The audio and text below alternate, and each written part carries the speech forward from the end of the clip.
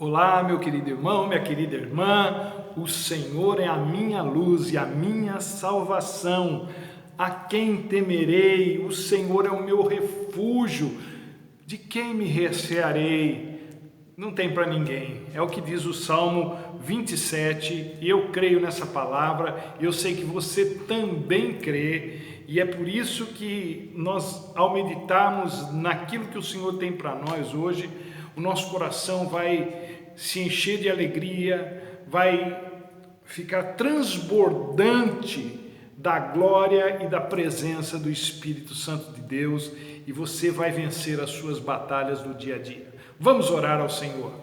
Pai amado, Deus bendito, nós queremos entregar essa palavra agora, essa meditação aos nossos queridos e amados irmãos. Pedimos que o Senhor nos abençoe, que o Senhor, ó Deus, nos sustente, nos alimente, ó Deus, que o Teu Espírito enche o nosso coração de gozo, de alegria, de vontade, ó Deus, de vencer na força do Teu Espírito Santo.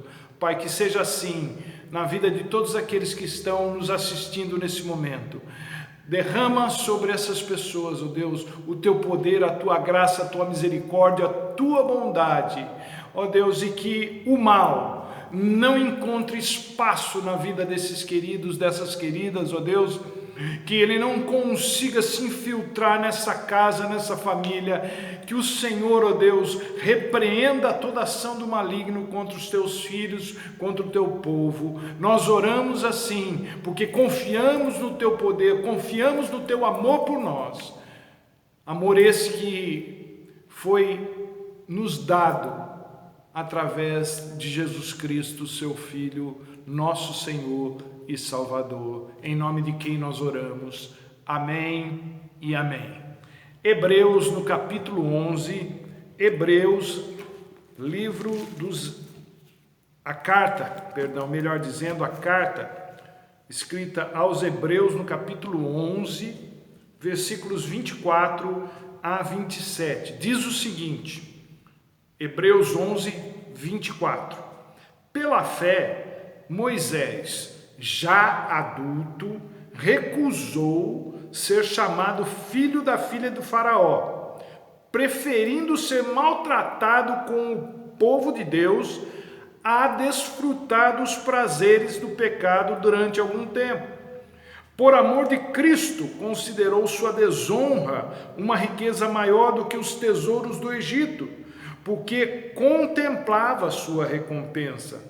Pela fé saiu do Egito, não temendo a ira do rei, do faraó, e perseverou, porque via aquele que é invisível. Aleluia! Para muita gente, aquilo que antigamente chamava escambo, que hoje é a troca, não é uma coisa muito fácil. A gente tem até uma expressão para falar disso. A gente fala assim, fulano trocou 6 por meia dúzia. E com isso a gente quer dizer que a pessoa não fez um bom negócio, porque nas coisas que estavam envolvidas nessa troca, parece que não estava nada fácil para a pessoa abrir mão do que tinha por outra coisa. E normalmente essa troca dos 6 por meia dúzia significa que a pessoa acabou metendo os pés pelas mãos, se deu mal, fez escolhas piores do que as que tinha. E esse certamente não é o caso de Moisés, e nem desse pessoal todo do capítulo 11 de Hebreus.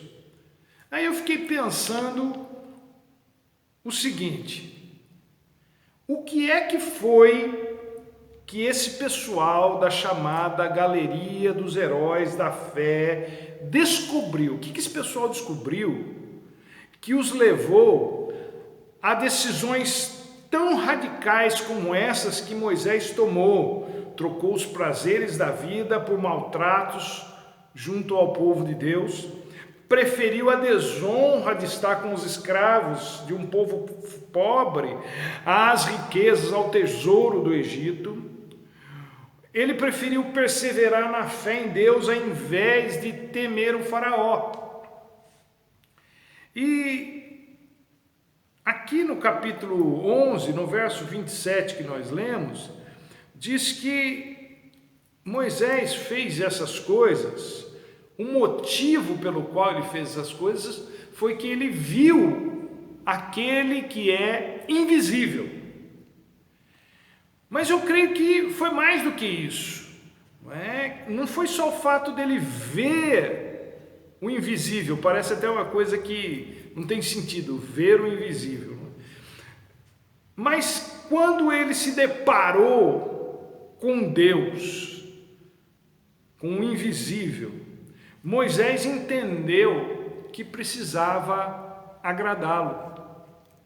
É o que diz o verso 6 do capítulo 11, que nós não lemos, mas que você certamente conhece.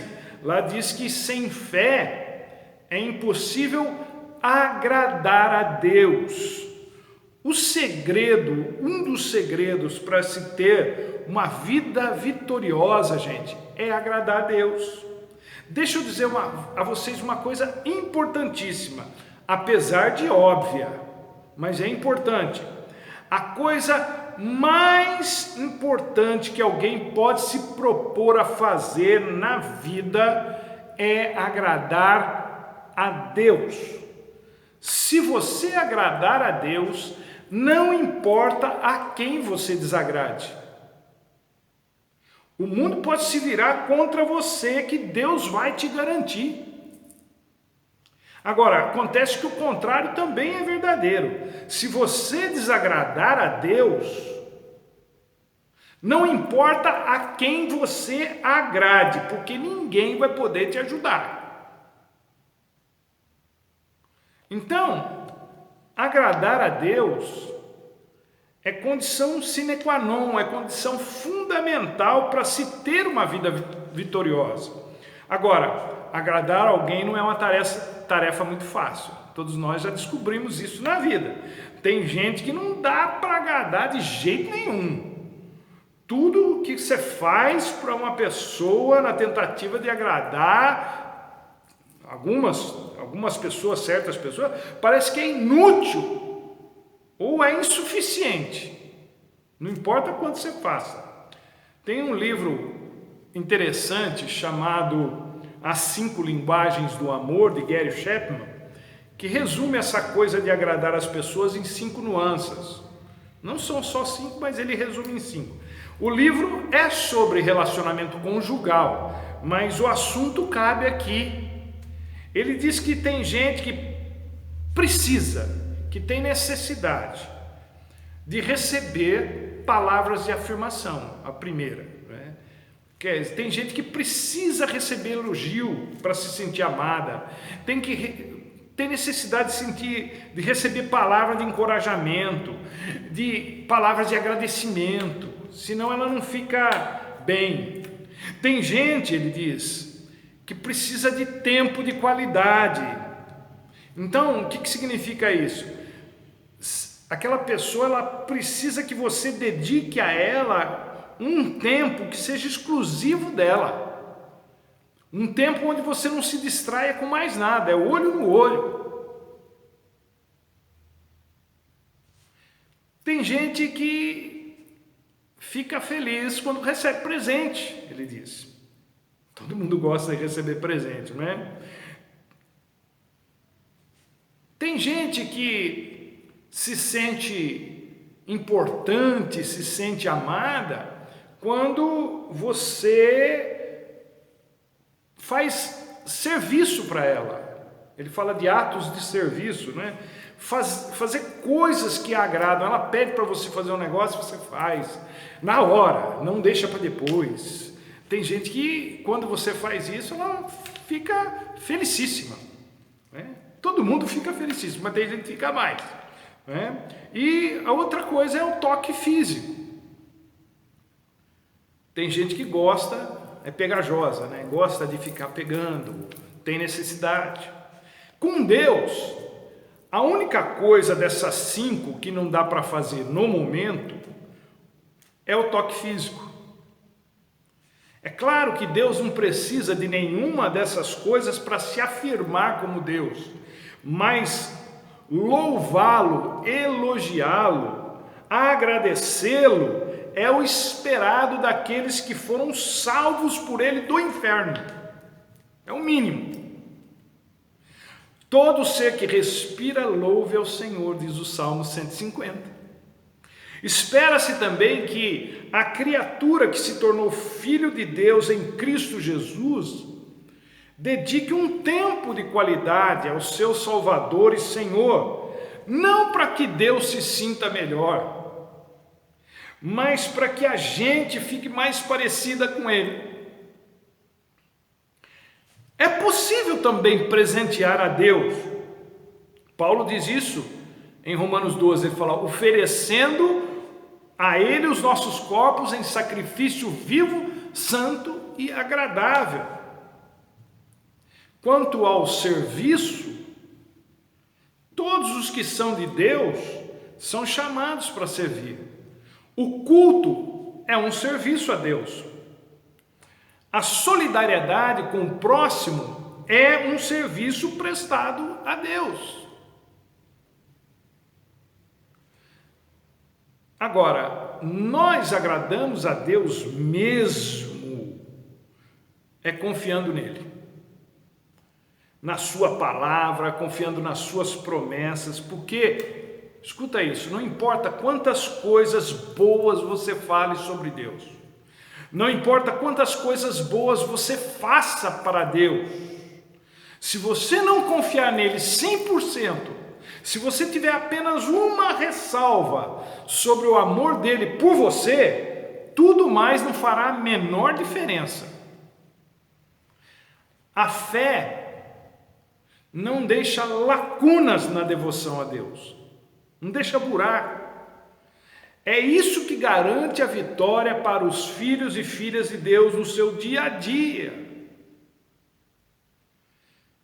Uma segunda coisa que a gente percebe na vida desses heróis da fé, que além deles agradarem a Deus com suas vidas, é que perder ou desistir não são opções para quem é de Deus. Esses dias eu li que em uma certa ocasião alguém perguntou a um general norte-americano chamado Douglas MacArthur qual era a lição mais importante que um soldado que estava lutando na guerra precisava aprender. E ele respondeu o seguinte: o soldado que entra na guerra precisa aprender bem rápido, rapidamente, que não há substituto para a vitória. Por quê? Porque a opção na guerra é se tornar prisioneiro ou morrer. As opções são essas. Ou então vencer. Em outras palavras, gente, vencer é a única opção na vida do crente. Não há espaço para derrota, nem para desistência na vida de quem tem o Espírito Santo. O que esses homens e mulheres mencionados aqui nessa galeria de Hebreus 11, o que esse pessoal alcançou com as suas decisões e suas atitudes foi vitória.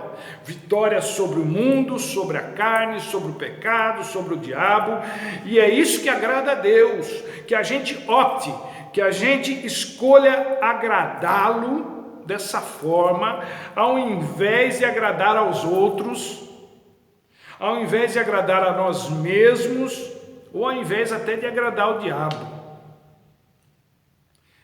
Tem gente que é capaz de conquistar o mundo profissionalmente falando, tem gente que se torna famosa, rica, poderosa, mas não consegue controlar a si mesma quando se trata de um vício, de uma língua ferina ou de um temperamento violento, e isso não é vitória.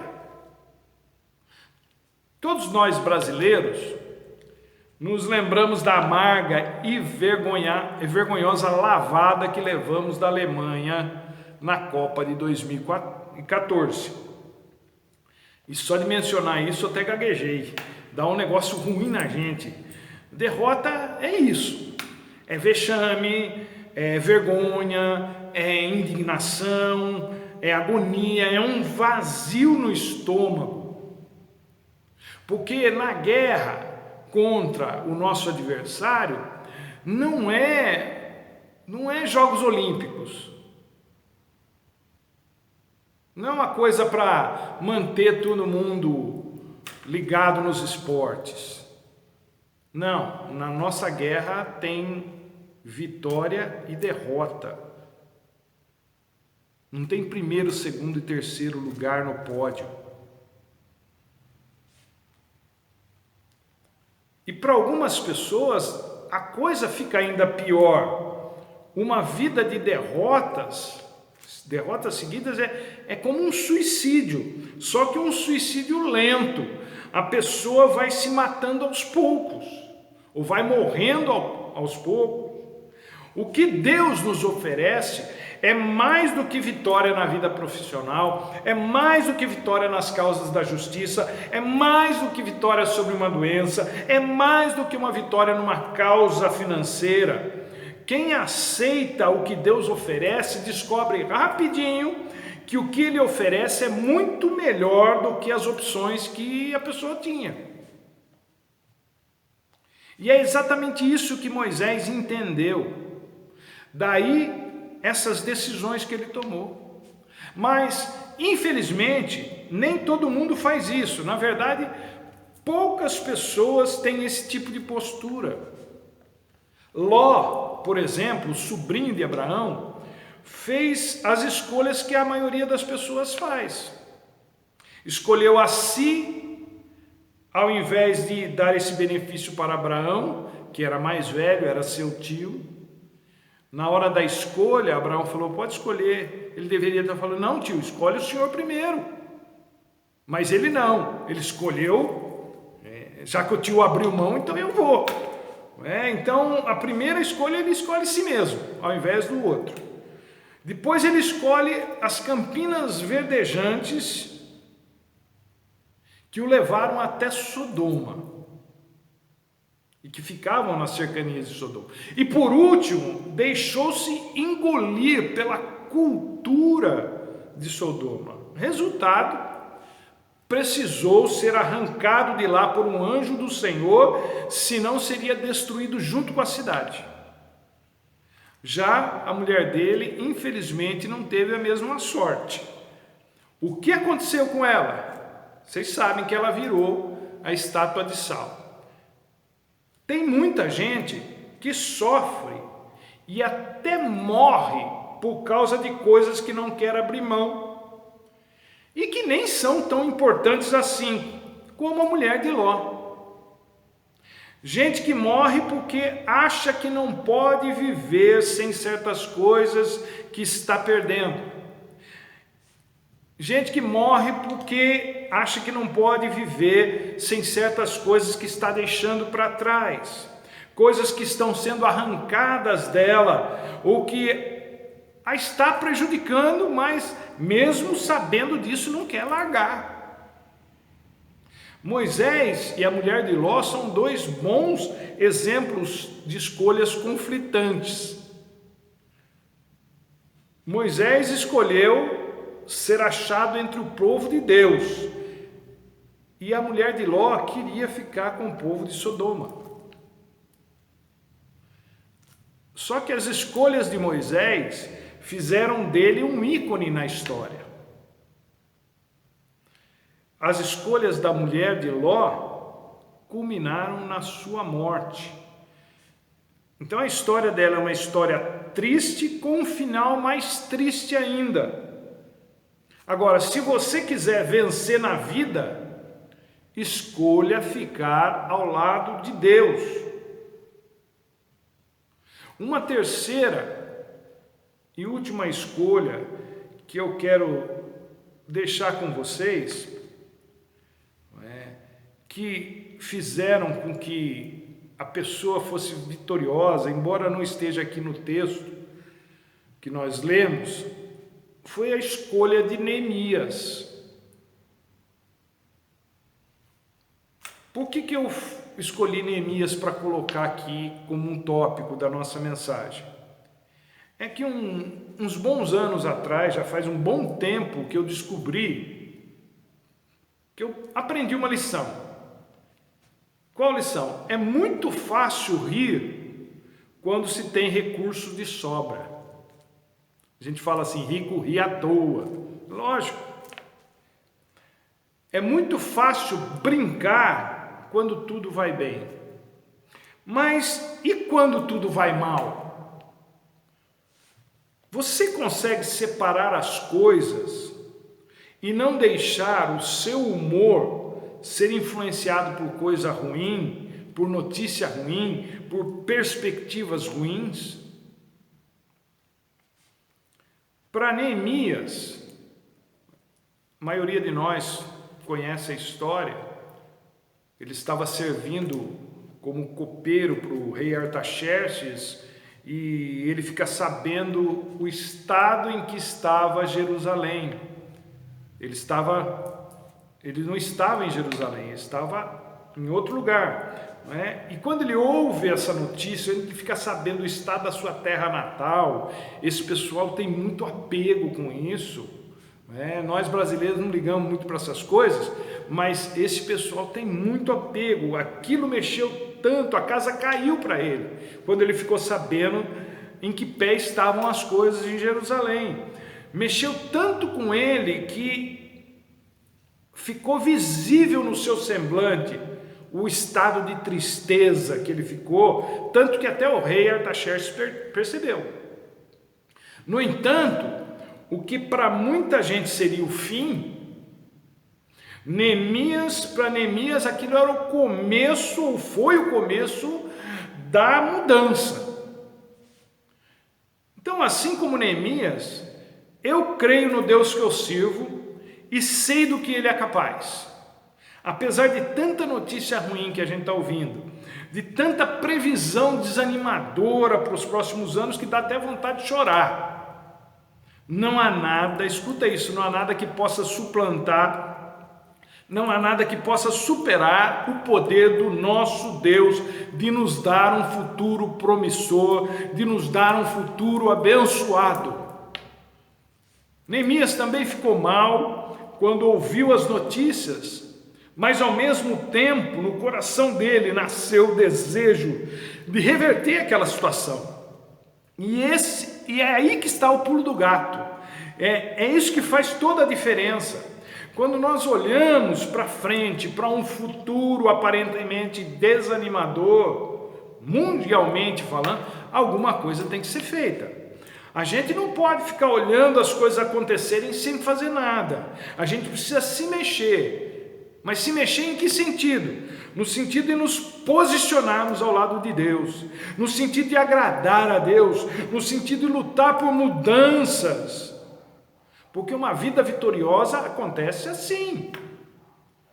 Paulo, em Filipenses, no capítulo 3, dos versos 12 a 16, não é? Ele diz uma série de coisas para a gente fazer a fim de vencermos, que ele fez, e para a gente, se quiser vencer, pode fazer também. O que é? Prosseguir para conquistar, esquecer das coisas que ficaram para trás, avançar para aquilo que está diante dele, adiante da gente, prosseguir para o alvo, para o prêmio da soberana vocação, manter esse sentimento de luta, de busca sempre vivo, na nossa mente e no nosso coração, andarmos de acordo com o que já alcançamos.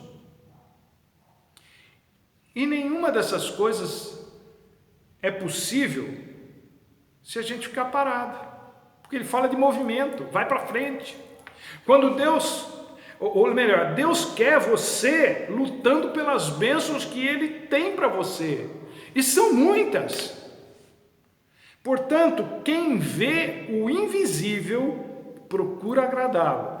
Quem procura agradar a Deus não pode ser derrotado. Quem vê o invisível caminha na direção dele, isso é, não fica parado vendo o tempo passar. Não importa o que você acha que está perdendo no momento, Deus sempre terá algo melhor para te dar se você escolher ficar com Ele. Não importa o quanto você acha que está perdendo no momento, Deus sempre terá muito mais para te dar se você escolher ficar com Ele. Tudo de Deus é melhor. Que Deus te abençoe, meu querido e minha querida, e te ajude a fazer as escolhas certas.